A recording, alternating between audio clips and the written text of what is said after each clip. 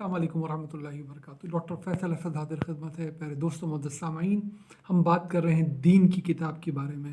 اللہ کی کتاب کے بارے میں، جو کہ یعنی کہ قرآن حکیم کے بارے میں، جو کہ اس دین کی واحد کتاب ہے۔ دین کی کتابوں میں سے ایک کتاب نہیں ہے، بلکہ دین کی اگر کوئی ایک ہی کتاب ہے جو اللہ کے آخری نبی رسول صلی اللہ علیہ وآلہ وسلم بذات خود ہمارے درمیان آپ رہتی دنیا تک کے لیے چھوڑ گئے ہیں، عنایت فرما گئے ہیں، تو وہ یہی قرآن حکیم ہے۔ یہی اس دین کے علم کی صحیح معنوں میں ماخذ ہے اب رہتی دنیا تک کے لیے۔ اس دین کا علم ہمارے نبی صلی اللہ علیہ وسلم اللہ کی اس آخری کتاب میں یعنی کہ قرآن حکیم میں ہمیں عنایت فرما گئے ہیں، اور اس دین کا عمل اللہ کے آخری نبی صلی اللہ علیہ وسلم سنت کے طور پہ یعنی کہ ان عملی نمونوں کے طور پہ جو انہوں نے اپنے صحابہ اکرام کو رضی اللہ تعالیٰ علیہم اجمعین اور اس کے بعد ان کی نسل نے ہر نسل کو آگے عملاً منتقل کیے ہیں۔ یہ بہت ہی آسان عمل ہوتا ہے دین کا، جو سنت یعنی کہ سنت کا مطلب ذہن میں رکھیے ایک وہ راستہ جو اتنا صاف، واضح اور پختہ ہو، جس پہ چلنے کے لیے کسی سے کوئی سوال بھی نہ پوچھنا پڑے کہ آخر کس طرف جانا ہے۔ اس کو سنت کہتے ہیں۔ اس پختہ راستے کو، جو اس دین کا پختہ راستہ ہے، عمل کے ذریعے نسل در نسل منتقل کیا گیا۔ آج ہم اپنے بچوں کو بہت ہی آسانی سے نماز پڑھنا، روزہ رکھنا، زکوٰۃ کے کیا بنیادی مقدمے ہیں، حج اور عمرہ کیسے کیا جاتا ہے، اپنی تطہیر کیسے کرنی ہوتی ہے اپنے جسم کی ظاہری طور پہ بھی اور باطن کے طور پہ بھی، کیا ہم نے کھانا ہے اور کیا نہیں کھانا، بہت آسانی سے عملی طور پر ذرا سی وضاحت کے ساتھ ہم اپنے بچوں کو سکھا دیتے ہیں، اور ہمارے بچے الحمدللہ اس عمل کو کرنا شروع کر دیتے ہیں۔ ظاہر اس میں تصحیح ہوتی رہتی ہے، یہی بزرگوں کا کام ہے، یہی کسی بھی معاشرے کے بڑوں کا کام ہے، اور یہی معاشرے کے صاحب علم لوگوں کا کام ہے کہ وہ تصحیح کرتے رہیں اور غلطیوں کو سدھارتے رہیں۔ یہ سنت اتنا ہی سیدھا عمل ہے، اور اسی طرح نسل در نسل منتقل ہوا ہے۔ علم کا جہاں تک تعلق ہے، جو کہ اپنے اندر ایمانیات رکھتا ہے، اپنے اندر اخلاقیات رکھتا ہے، اور تمام دلائل جو ان ایمانیات اور اخلاقات کے لیے اللہ نے جمع کیے ہیں اور اپنے آخری نبی رسول صلی اللہ علیہ وسلم کے ذریعے ہمیں عنایت فرمایا ہے، وہ تمام کا تمام علم ہمیں قرآن میں سے ملتا ہے۔ یہی اس دین کی واحد کتاب ہے۔ میں کئی مرتبہ یہ سوال سنتا ہوں، خاص طور پر اپنے نوجوان ساتھیوں سے، جو کہ اس دین کے بارے میں بھی سوال اٹھاتے ہیں، تمام ادیان کے بارے میں سوال اٹھاتے ہیں کہ اگر اللہ ایک ہے، اللہ کا رسول ایک ہے جو آخری نبی صلی اللہ علیہ وسلم دنیا سے تشریف لے جا چکے ہیں، اور اللہ کی کتاب بھی ایک ہے، تو پھر یہ ہمارے اندر یہ گروہ کیوں نظر آتے ہیں؟ دین اتنے خانوں میں ہمیں بٹا ہوا نظر کیوں آتا ہے؟ اتنے سارے نام ہمیں کیوں نظر آتے ہیں؟ اور یہ پھر کیوں نظر آتا ہے کہ ان میں سے ہر گروہ، ہر نام اپنے آپ کو ہی ٹھیک سمجھتا ہے اور باقی سب کو غلط قرار دیتا ہے؟ بغیر کسی نیگیٹو انداز میں آگے بڑھتے ہوئے میں آپ کو یہ بتاؤں کہ اللہ سبحانہ و تعالیٰ نے خود کیا جواب دیا ہے ان باتوں کا۔ اس سے پہلے کہ میں آپ کو جواب دوں، ایک بات ذہن نشین کر لیں ہم میں سے سب لوگ، خود سمجھ لیں یہ بات، اور علمی طور پہ اگر اپنی آئندہ نسلوں کی حفاظت کرنی ہے، خارجی لحاظ سے بھی ان کی حفاظت کرنی ہے اور اندرونی لحاظ سے بھی ان کی حفاظت کرنی ہے، بظاہر دین میں رہتے ہوئے بھی ان کے کانوں میں کیا کیا آوازیں آ سکتی ہیں، اگر اس سے بھی ان کی حفاظت کرنی ہے، تو ایک بات ہمیں سمجھنی ہوگی کہ اگر مسئلہ دین کا ہے، سوال دین کا ہے، اور اس مسئلے اور سوال کو اللہ نے اور اس کے نبی صلی اللہ علیہ وسلم نے کسی بھی قسم کی کوئی اہمیت دی ہے، تو وہ قرآن میں موجود ہوگا، اس کا جواب قرآن میں موجود ہوگا۔ یہ اس دین کا علم ملا ہی ہمیں قرآن کے ذریعے ہے۔ اس قرآن سے باہر، اس کتاب سے باہر جو بھی کچھ کہا جائے گا، سمجھایا جائے گا، اس کا عنوان جو کچھ بھی ہوگا، وہ اللہ سے، اللہ کے دین سے، اللہ کے نبی صلی اللہ علیہ وسلم کے نام سے اسی وقت منسوب ہو سکے گا جب وہ قرآن کے مطابق ہوگا، جب قرآن اس پہ حکم لگا کر یہ بتا دے گا کہ یہ بات ٹھیک کہی گئی ہے، ٹھیک سمجھی گئی ہے، ٹھیک سمجھائی گئی ہے۔ ورنہ اگر اس کی سند بھی ٹھیک ہو، یعنی کہ اس کی روایت، اور اس کی عبارت بھی ٹھیک ہو، یعنی کہ اس کی درایت، تو بھی وہ منسوب نہیں کیا جا سکے گا نہ اللہ سے، نہ اللہ کے دین سے، نہ اللہ کے نبی صلی اللہ علیہ وسلم سے۔ کیوں کہ فرقان اور مہیمن اور میزان صرف اور صرف کلام اللہ ہے، صرف اللہ کی کتاب ہے جو اس کے آخری نبی رسول صلی اللہ علیہ وآلہ وسلم بذات خود ہمارے درمیان رہنمائی کے لیے اب قیامت تک کے لیے چھوڑ گئے ہیں۔ اس کے باہر کی کوئی بھی بات وہ کسی عنوان سے بھی پیش کی جائے، اس کی نسبت کیوں ہمارے نبی صلی اللہ علیہ وسلم کی طرف ہی کیوں نہ کر دی جائے حدیث کہہ کر اس کو، یا وہ کسی اور وہ فقہ کے نام پہ ہم سے بات کی جائے، کسی طرح بھی بات کی جائے، وہ بالکل ٹھیک ہو سکتی ہے۔ لیکن ٹھیک ہے کہ نہیں یہ صرف اور صرف قرآن بتائے گا۔ اگر وہ کوئی علمی بات ہے اور اگر یہ کوئی عمل کی بات اس میں کی جا رہی ہے تو سنت ہمارے نبی صلی اللہ علیہ وسلم نے رائج کر دی ہے اس امت میں، جو نسل در نسل اجتماعی طور پہ منتقل کی گئی ہے۔ پتہ چل جائے گا صاف کہ یہ عمل سنت کے مطابق یا سنت کی مزید وضاحت ہے بھی کہ نہیں۔ یہ دین ہے ہی اس بات کا نام کہ اس کا علم بھی ہمارے نبی صلی اللہ علیہ وسلم سے ہم کو ملا ہو، اور اس کا عمل بھی اللہ کے آخری نبی صلی اللہ علیہ وسلم سے ہی ہم کو ملا ہو، یعنی کہ اس کا علم قرآن کے مطابق ہی ہوگا اور اس کا عمل سنت کے مطابق ہی ہوگا۔ دونوں ہی نسل در نسل منتقل کی گئی ہیں۔ اللہ تعالیٰ نے اس کا جواب دیا ہے، کیونکہ یہ دین کا مسئلہ ہے کہ آخر دین صحیح کہاں سے لیا جائے گا۔ کیا یہ گروہ ٹھیک کہہ رہا ہے یا یہ نام ٹھیک کہہ رہا ہے؟ کیونکہ یہ بہت بڑا مسئلہ ہے، خاص طور پہ نوجوان ذہنوں میں یہ سوال اٹھتا ہے۔ اگر اس کی تشفی تسلی نہ ہو تو پھر آپ اندازہ کر سکتے ہیں کہ وہ نسل نہ صرف یہ کہ دین سے اس کے بارے میں بدظنی پیدا ہوتی ہے، بلکہ یہ بعض اوقات بہت دور راستہ نکل جاتا ہے۔ میں آپ سب کی خدمت میں حاضر کرنا چاہتا ہوں،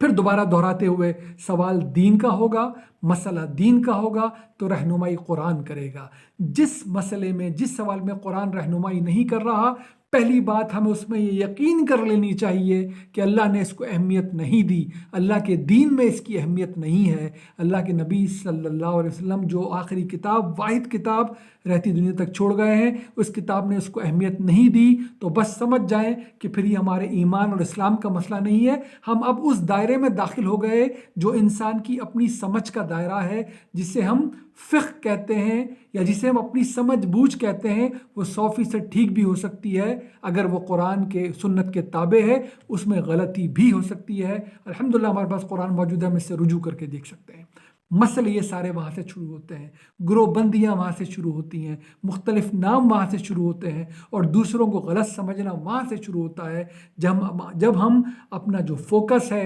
اپنا جو نقطہ نظر ہے، جہاں ہماری نظر ہونے چاہیے وہ دین سے ہٹ کر ہم کیا کرتے ہیں، اپنی ضد اور اپنی ہٹ دھرمی اور اپنی انا کو ہم اوپر لے جاتے ہیں، اور اس بات کو اوپر لے جاتے ہیں کہ جو کچھ ہم نے کہہ دیا بس وہ ٹھیک، جو کچھ ہمارے بڑوں نے کہہ دیا وہ ٹھیک بھی ہو سکتا ہے، سر آنکھوں پر وہ غلط بھی ہو سکتا ہے، انسانی کام ہے، بس اس کے آگے ہم اب کسی کی نہیں سنیں گے۔ قرآن کہتا ہے کہ قرآن میں اللہ سبحانہ و تعالیٰ کہتے ہیں اپنے آخری نبی صلی اللہ علیہ وسلم کے ذریعے، دین کے معاملے میں رہتی دنیا تک اب سنی تو صرف اللہ کی کتاب کی جائے گی، فیصلہ اور حکم تو اللہ کی کتاب ہی لگایا کرے گی، اپنے سے باہر کی ہر چیز پر۔ اللہ تعالیٰ فرماتے ہیں، اس سوال کو لے کر، اس کو دین کا مسئلہ بنا کر اس کی وضاحت کرتے ہیں، اس کا جواب دیتے ہیں، ہماری ڈائگنوسس ہمیں بتاتے ہیں اور اس کا حل ہمیں بتاتے ہیں۔ سورہ بقرہ کی آیت نمبر 213 میں تو فرماتے ہیں، کان الناس امۃ واحدہ، انسان ایک ہی امت ہوا کرتے تھے، ایک ہی دین پہ ہوا کرتے تھے، ایک ہی اللہ کے ماننے والے اور ایک راستے پہ چلنے والے۔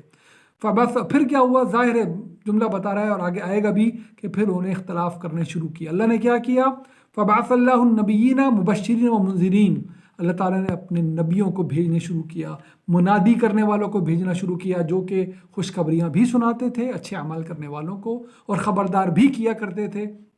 غلط عمل کرنے والوں کو۔ وَأَنزَلَ مَعَهُمُ الْكِتَابَ بِالْحَقِّ، اور ان کے ساتھ اللہ نے کتابیں دیں، کتابیں نازل فرمائیں بالکل حق کے ساتھ۔ کس لیے؟ یہ سننے کی بات ہے، کس لیے اللہ نے کتابیں دی؟ اللہ نے اپنے نبیوں کو کتابیں اس لیے دی، لِيَحْكُمَ بَيْنَ النَّاسِ فِي مَا اخْتَلَفُوا فِيهِ، تاکہ ان انسانوں میں بالکل حق کے ساتھ یہ فیصلہ کر دیا کریں جن باتوں میں یہ اختلاف میں پڑے ہوئے ہیں۔ اگر اختلاف دین کا ہوگا تو جواب دین کی کتاب میں موجود ہوگا، اگر اختلاف دین کا ہوگا ہی نہیں تو دین کی کتاب پھر اس کے بارے میں بات نہیں کرے گی، وہ اختلاف پھر ہمارے اپنے ہی بنائے ہوئے ہوں گے، اور یہی ہمارا امتحان ہے کہ ہم ان اختلافات کے پیچھے جاتے ہیں یا پھر ہم دین کو سمجھتے ہیں اس جگہ سے جہاں سے سمجھنا چاہیے۔ لِيَحْكُمَ بَيْنَ النَّاسِ فِي مَا اخْتَلَفُوا فِيهِ، تاکہ ان کتابوں کے ذریعے فیصلہ کر دیا جائے ان اختلافات کے بارے میں جو یہ کر رہے ہیں آپس میں۔ وَمَا اخْتَلَفَ فِيهِ إِلَّا الَّذِينَ أُوتُوهُ مِن بَعْدِ مَا جَاءَتْهُمُ الْبَيِّنَاتُ، اور اختلافات اس کے بعد ہی پیدا ہوئے تھے جب ہماری ہدایت پہنچ چکی تھی۔ ایسا نہیں ہے کہ اختلافات انہوں نے ایسے ہی کر لی، ہدایت موجود ہوتی تھی لیکن انہوں نے اس میں پھر بھی اس میں اختلاف کیے۔ کیوں کیے؟ اللہ تعالیٰ بتا رہا ہے ہماری ڈائگنوسس، ہمیں بتا رہا ہے ہماری تشخیص، اس لیے بغیم بینہم، آپس کی ہٹ دھرمی اور زدم زدہ کے ذریعے۔ جب میں نے کہہ دیا، میرے بڑوں نے کہہ دیا، بس یہ حرف آخر ہو گیا۔ قرآن بھرا پڑا ہے ان پوری کہانیوں سے، اس سے پہلے بھی کہ سب نے اپنے اپنے نبیوں اور رسولوں پہ یہ اعتراض کیے، تم آ کر ہمیں کیا بات بتا رہے ہو، تم کس کتاب کا حوالہ دے رہے ہو، تم کس اللہ کی ہدایت کے بارے میں بات کر رہے ہو، ہم نے تو اپنے بڑوں سے یہ سیکھا ہے۔ بڑوں سے آدمی صحیح بھی سیکھ سکتا ہے، انہوں نے مکمل محنت کی ہوگی، اخلاص کے ساتھ کی ہوگی سر آنکھوں پہ، بڑوں سے غلطی بھی ہو سکتی ہے، سب سر آنکھوں پہ، سب کا علم سر آنکھوں پہ رہتی دنیا تک ہم سب میں سے ہر ایک کا امتحان جس کتاب کے مطابق ہونا ہے، جس سلیبس کے مطابق ہونا ہے، وہ رہتی دنیا تک ہمارے ہاتھوں میں موجود ہے۔ وہ فرقان، وہ مہیمن، وہ میزان، وہ قرآن ہے، وہ قرآن رہے گا۔ اللہ کے نبی بتاتے خود اگر ہمارے درمیان کچھ چھوڑ گئے ہیں تو وہ یہی قرآن ہے۔ اب اندازہ کر لیجئے کہ یہ وہ سوال ہے، یہ وہ تشخیص ہے، یہ وہ جواب ہے جس کے ذریعے ہمیں پتہ چلتا ہے کہ یہ ہمیں کیوں مختلف رنگ نظر آتے ہیں، کیوں مختلف نام نظر آتے ہیں، اور پھر کیوں سب یہ دعوے دار بن جاتے ہیں کہ جی ہم ہی ٹھیک ہیں اور باقی سب غلط۔ اسی کی تو اللہ کہہ رہا ہے یہ تمہاری آپس کی ضد ہے، آپس کی انا ہے، آپس کی ہٹ دھرمی ہے، یہی تمہارا امتحان ہے، تم اللہ کی کتاب کو حاکم بناتے ہو اپنے اوپر یا نہیں۔ کہیں تم شان نزول کے کو بیچ میں لا کر یہ کہنے لگتے ہو کہ ہمارے نزدیک یہ آیت اس طرح ہے اور ہمارے نزدیک یہ آیت اس طرح ہے۔ کہیں تم حدیث کو بیچ میں لے کر آتے ہو اور کہتے ہو ہمارے نزدیک اس کا مطلب یہ ہے اور ہمارے نزدیک اس کا مطلب ہے۔ کہیں تم اپنے بڑوں کے کہے کو لے کر آتے ہو کہ ہمارے نزدیک اس قرآن کا مطلب یہ ہے اور اس ہدایت کا مطلب یہ ہے۔ قرآن اپنی تفصیل کرنے والی کتاب ہے، قرآن بینات ہیں، قرآن فرقان ہے، قرآن مہیمن ہے، قرآن میزان ہے۔ یہ بتائے گا کہ اس کے بعد جو کچھ بھی کہا گیا ہے، جس عنوان کے تحت کہا گیا ہو، وہ ٹھیک ہے بھی کہ نہیں۔ ہم قرآن کے بارے میں ایک پوری سیریز بہت تفصیل سے کر چکے ہیں کہ یہ کیسے بتاتا ہے کہ یہ کیا بات کر رہا ہے، یہ کیسے اپنی تفصیل کو واضح کرتا ہے، یہ کیسے ایک مکمل نظم و ضبط کے ساتھ بتاتا ہے کہ میں اپنی بات مکمل طور پہ، واضح طور پہ بیان کرنے پہ پوری طرح قدرت رکھتا ہوں۔ یہ صورت کب نازل کی گئی، یہ اس کے مخاطبین کون ہیں، اس میں جو باتیں کی جا رہی ہیں ان کا مقصد کیا ہے، اور اپنے گرد و پیش کے حالات سے جو نبی صلی اللہ علیہ وسلم کی زندگی میں ہو رہے تھے ان سے کیسے مطابقت رکھتی ہے، کیسے خود انگلی رکھ کے بتاتی ہے کب کون سی صورت، کون سی آیت، کون سا میسج کس طرح عنایت فرمایا گیا۔ یہ حکم لگاتی ہے اپنے سے باہر کی ہر چیز پر، یہ منتظر نہیں ہے، یہ محتاج نہیں ہوتی کہ تم اپنی اپنی کتابیں، اپنی اپنی کہی ہوئی باتیں، اپنی منہ سے اڑائی ہوئی باتیں لے کر آؤ گے اور اس کتاب پہ حکم لگاؤ گے۔ اللہ تعالیٰ فرماتے ہیں اس بات کو آگے بڑھاتے ہوئے سورہ نحل میں آیت نمبر 64 میں، وَمَا أَنزَلْنَا عَلَيْكَ الْكِتَابَ إِلَّا لِتُبَيِّنَ لَهُمُ الَّذِي اخْتَلَفُوا فِيهِ، ہم نے یہ کتاب اس کے علاوہ نازل نہیں کی کہ بالکل کھول کر بتا دے ان باتوں کے بارے میں جن میں تم اختلاف کرتے ہو، وَهُدًى وَرَحْمَةً لِقَوْمٍ يُؤْمِنُونَ، اور یہ ہدایت دیتی ہے اور رحمت کی طرح ہے ان پہ جو ایمان رکھتے ہیں۔ سورہ حدید میں اللہ تعالیٰ فرماتے ہیں آیت نمبر 25 میں، لَقَدْ أَرْسَلْنَا رُسُلُنَا بِالْبَيِّنَاتِ وَأَنزَلْنَا مَعَهُمُ الْكِتَابَ وَالْمِيزَانَ لِيَقُومَ النَّاسُ بِالْقِسْطِ، اور ہم نے اپنے رسول بھیجے